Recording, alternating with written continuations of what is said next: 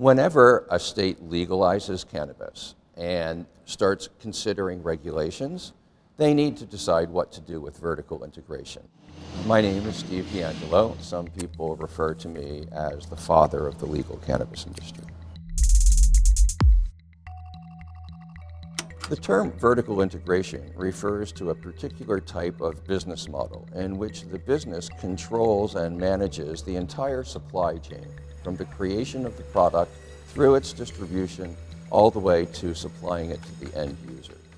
Farm to table is a very simple way of understanding vertical integration. There's a farm, they receive orders from retail consumers, and they bring those orders to the consumers. So they do it all. In the world of cannabis, vertical integration is a hot topic. People are usually in favor of it or against it. Different states end up with different regulatory models because regulations are political questions. So in the state of Washington, for example, which has a deep, long cannabis culture, there were lots of small growers who were growing it in Washington for a long, long time before cannabis became legal. Those growers were at the table and they were organized when the regulations were being developed.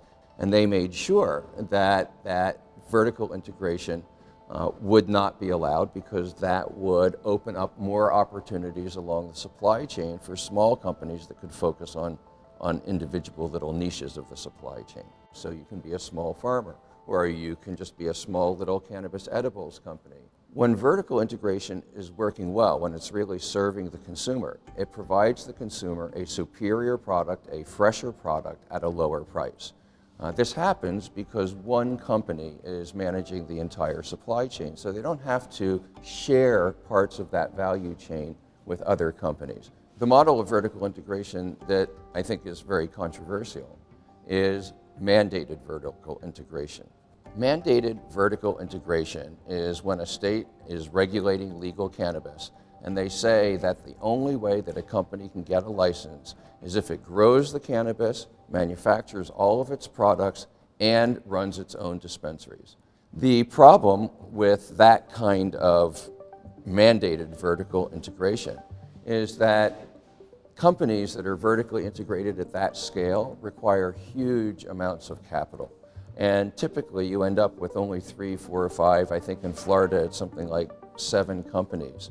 It's important for cannabis consumers, and really consumers of any regulated product, to understand how that product is being regulated because those regulations have significant impact on consumers. They have impact on the prices that consumers will pay for the product. They have impact on the taxes that will be charged on top of those prices. They have impact on the type of products that will be available, where they will be available, what times of day, what days of the week.